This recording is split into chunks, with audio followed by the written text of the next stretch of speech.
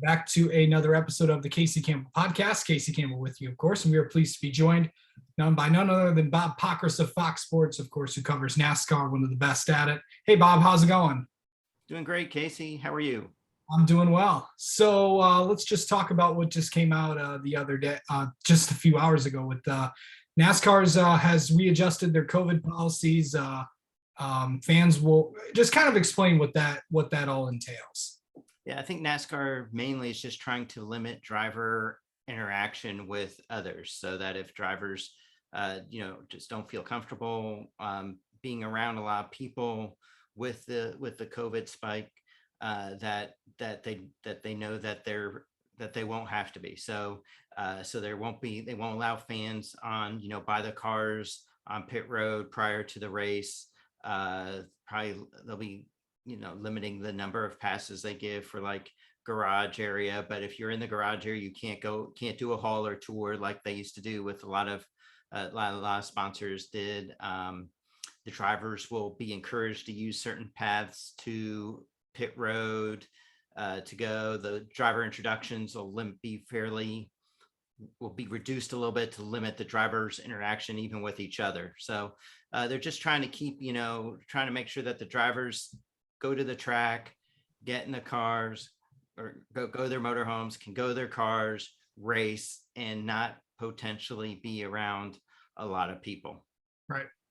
So in terms of what fans could do, or because saying I've got pit passes, I'm sure you have a lot of questions over this. With what do I do with I had pit passes, now I can't access them or anything like that. What obviously contact the track. Yeah, I mean that's my the tracks just got these rules today as well. Now, granted, a track like Michigan's owned by NASCAR, so it's the same people making the rules who are now going to have to implement them, and so some of them are still probably trying to develop policies. Some, after probably Michigan, Daytona, probably want to wait and see if any of these changes before they start telling people, hey, you're not going to be able to do this. And I think just like anything else, NASCAR, I don't think is in the business of alienating race fans. So if you are upset, I think you should talk to the person, to the ticket office, and and hopefully you can work something out. If you're not going to get what you thought you were getting, I would say, tell them that, and hopefully they will be able to work with you as far as any refunds or potential credits or anything like that. Again, I think they certainly don't want to make a fan upset. At least I wouldn't think that they would want to make fans so upset, because they know that they want these fans to keep coming back, and know that look, there's just some things that they're not going to be able to do. And so if a fan bought, a certain pass that they were expecting something different, I think they'll just have to work through that. And hopefully the tracks and the track ticket people will be receptive.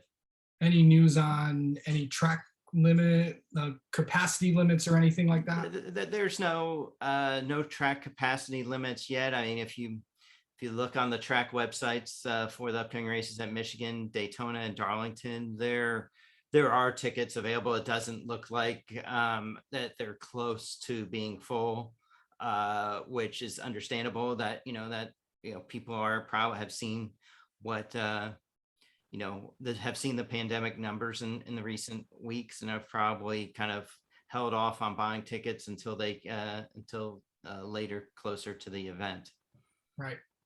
So kind of going off of that, and into what happened in the last week with everything that happened in the IMS road course. I know that NASCAR's kind of been, explaining about that. What is NASCAR's take on what happened at the IMS road course? What have you heard from them in terms of what happened? Are we talking about the curbs, or are we talking about Briscoe? The curbs and Briscoe. Okay. So, I think they view the issue with the curbs as a learning experience. Yeah. Frankly, I'm kind of done with learning experiences this year, Casey. You've had learning experience at Bristol Dirt, learning experience at Coda in the rain. I think I'm somewhat glad there are no more new tracks this year. I appreciate the the efforts to go to new places and bringing in new places. I think that's great. Somehow it's kind of a catch-22. You know that learning experiences happen, but you do wonder, could any of it been prevented? But though they said, that they'll work on it. Charlotte has a similar looking curbing, but theirs is much thicker. So maybe that could be an answer to what they had at IMS. As far as Chase Briscoe, I think NASCAR issued the penalty that they did. They parked him for wrecking Denny Hamlin while under penalty. So he finished 26th.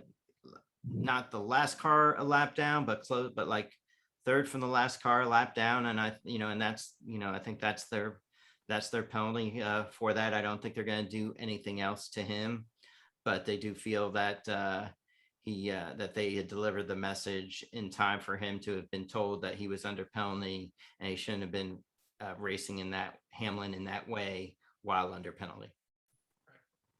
Okay, so I know that there's also been a lot of a lot of questions with silly season, of course, trying to get to, with charters and moving it around. Since we last talked, of course, the Brad Keselowski move was announced, the Trackhouse Ganassi purchase. Of course, this week you reported about 2311 in front row. Where are we in terms of a possibility of 2311 in front row? Where are those kind of? I'd say those talks are pretty fluid. Then he said they're week to week. So I think some weeks he feels good about it and other weeks maybe not so much, but I would not rule out him buying both charters and them doing some sort of partnership. Could they, I think if they did that, Denny would use the second charter for Kurt Busch on his stable. And then with the third charter, would front row field it? Would they potentially lease it? GMS Racing is looking to lease or get a charter for next year. That seems to be the most talked about possibility. But GMS also would probably rather buy a charter, right? They'd rather own it outright. So I think still a lot of talks, still some talks to be had. I think, certainly Denny's going to expand at least to a second car and have Kurt Busch. Just how he gets a charter is still kind of remains to be seen. But I would say that the front row right now is the best possibility. What's the latest on Eric Jones? Eric Jones told me that he feels good about coming back to Richard Petty Motorsports. And he said, he's felt good before. So he'd be a little hesitant to say he feels good if he didn't really think it would happen. I think the question will only be, again, they're also, they have rights to the 51 charter through a partnership with Rick Ware. So people have been talking to them about buying a charter. Could somebody buy them outright, just like Trackhouse bought Ganassi? You wouldn't rule anything out. So, but I think Eric Jones would like to be at Richard Petty Motorsports, however that looks, going forward in the future. I think he enjoys kind of being the center of the focus of the competition department, right? Rather than being one of four. I mean, certainly you'd love to be in the equipment he was in while at Joe Gibbs, but I think he does enjoy kind of that more, where maybe he can have a little bit more of an influence, and it's a little bit more of a just a smaller group working together. So I know that there's also a couple things in there. What Tyler Reddick's, what do you know what his future entails? And also Tyler Reddick will be back at Richard Childress Racing next year. Okay. Obviously any contract can be bought out, but it's my understanding that he's back at Richard Childress Racing next year. Austin Dillon technically still has to sign for next year. I think most people would think that he would stay, but again, like crazy things happen, right? If you ask me if he's going to be back, I'd say probably 90 to 95% sure, but we've seen stranger things happen. Christopher Bell in that same category as Austin Dillon? No, Christopher Bell is set for another year in the 20 car. Okay, I was just making sure because I got a question on that as well. Matt DiBenedetto, what is his future looking like? Ooh, Matt's got a rough. It's going to depend on how some of these other charters shake out and whether he can find any funding. I would say him and Ryan Newman are the ones who you haven't heard their names a whole lot of as far as like being on top of the list, as and then you've got Ty Dillon out there as well, right? He's, even though he hasn't had the greatest results, there are some, I think GMS would take a strong look at him, if they, for their cup program. It just kind of depends on, what you're looking for, and and who's got some funding and who doesn't. You got Noah Gregson also, right? He has some funding, and could he go to one of these cup teams potentially, like a GMS, or if Spire gets another charter from somebody, Rick Ware supposedly, if Rick Ware sells one of his, as he's talking about trying to focus on two teams, just still so much to play out, when it comes to that.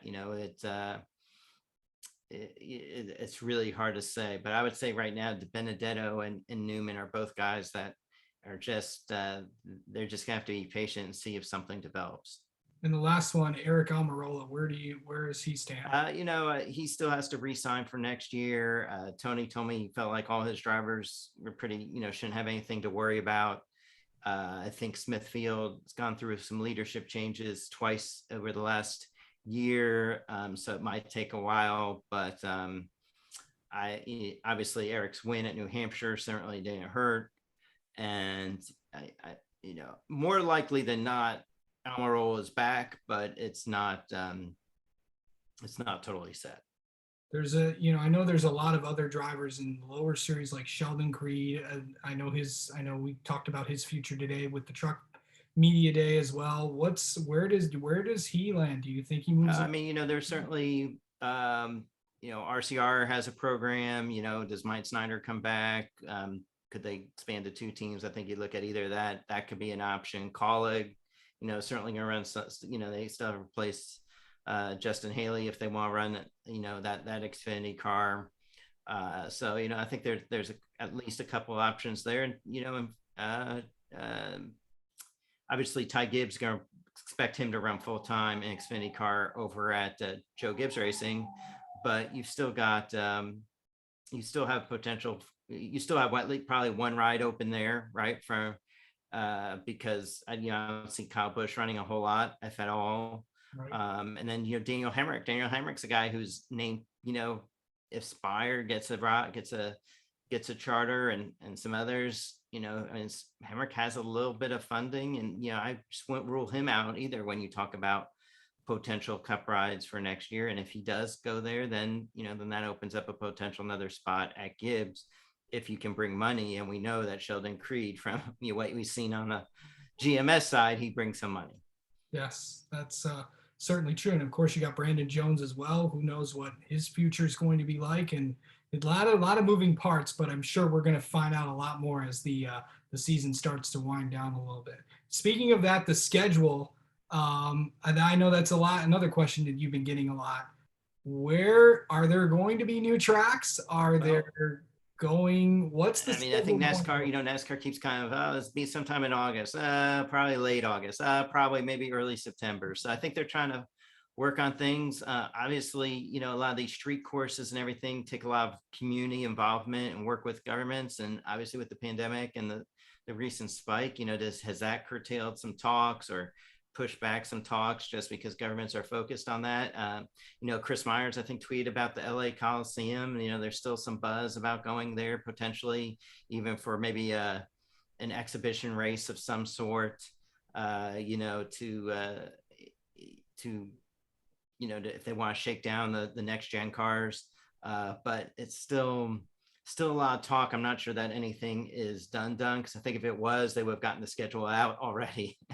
Yeah. Because really, obviously sponsors want to know what races they're getting, and they can't do that until they know the schedule and where the races are going to be.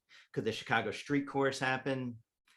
I don't know. Again, for next year, I'm not sure that gets done. Gateway is always out there as a possibility, but I still think there still hasn't been a lot of clarity on which ones, if any, will be or certainly going to be a go, or if they'll keep the same venues as they are this year for next year. Do you see Iowa Speedway returning to any of? No, I don't. I mean, it's obviously there's a big announcement there with Roger Penske. Yeah. Everybody's thinking that an IndyCar race go there, but I just I mean, I guess it's possible, but I don't see I just don't see where that race comes from. Where does NASCAR pull? You know, they're not going to Chicago. You know, they're not I think they're happy with Road America. You know, I think that, you know, with the push of the support of the governor in South Carolina, I think they'll want to keep 2 races there now at Darlington. So I just don't see where that race comes from out of the NASCAR stable. I don't see them, even though it's a lot popular theory, I don't see them leaving Homestead. It's a good track. Drivers love it, and it's a track where you can race when it's cold in most of the other places in the nation. Exactly. Yeah. Tracks like Nashville Fairgrounds, I know that, or North Wilkesboro, or I know that those kinds of tracks have been a lot of popular conversation, especially the fairgrounds. Yeah, I mean, none of those. I mean, those are at least 2023, and I'd be skeptical even if. I mean, I guess if the fairgrounds deal got done soon, they potentially could get done for 2023. But you know, and the Wilkesboro needs a lot of work, so that's at least 2024, if not later. Okay. Going to the next gen car and stuff, where are they at on that? And when do you think some testing could be established? And could there be a delay in testing with the? No, I think they're shooting for a test in September. I mean, beyond the like 3 car Goodyear tests and manufacturer tests, I think they're hoping to probably have 8 to 10 cars at Daytona sometime in September. And then the first main organizational test, which would probably be 1 to 2 cars per organization, depending on the size of the organization, I would expect to occur sometime around the Roval, because they'll do it on the Roval. They have to, you know, the Roval's not set up, you know, except for the Roval race, you know, as far as the fencing and everything. And that takes a little bit of time. So I would assume either, you know, sometime around that weekend, either before or after, they would like to have a test there with where all the teams can go. And kind of going back to Chargers for a second, I know something I forgot to mention, Junior Motorsports, they might extend to 5 cars. I know that's been a team that's rumored to the Cup Series, 5 cars in Xfinity, I should say. Is Junior Motorsports going to go to the Cup Series? I mean, I think Kelly has said on some shows that 2023 at the earliest, you know, they wouldn't do anything next year. And, you know, and there's some people say, oh, you got to get in at the start of the next gen car. Yeah. I don't think that at all. You want other people to spend the money and to learn it, and then maybe you can come in. So I would say 2023 at the earliest for Junior Motorsports. And also Rick Hendrick would have to divest his interest in that organization. So they would have to find a little bit, figure out a way to, you know, the thing is, Junior sounds like he doesn't want to pay $10 million for a charter, you know, at least not right now. And so, and I don't see that number necessarily going down in the next year or two. When you look at, and I know there's also stories going around about a mystery truck team that possibly could be going into the Cup Series, either with its part-time and could have backing from Toyota, as TobyChristie.com reported. I mean, I don't know whether that's the Front Row merger that could have been from those talks. Okay. You know, about it. So there's, you know, I mean, I think the teams that are out there it's pretty set. Or I shouldn't say set, because there's always people who could buy in from the outside, but you know, yeah, I mean, as of right now, do you see like a Tory, ThorSport, or anything like that? Because, you know, no. Okay. I was just asking because a lot of people have been asking it, so I figured with that. So anyway, we got Michigan this weekend, 2 races to go until the playoffs. It's going to be an interesting weekend for guys like Kevin Harvick. We know Denny's in, but for guys like Kevin Harvick and Tyler Reddick and Matt DiBenedetto, guys still trying to make the playoffs. What do you think is going to happen this weekend? I think you're the drivers that you expect to be good at Michigan are going to be good at Michigan. Kyle Larson's going to be good. Chase Elliott's going to be good. Kevin Harvick might be better than he has been, but I think it's going to come down to the Hendrick and the Gibbs guys. Just that's who I think are going to be strong, and I think it's going to.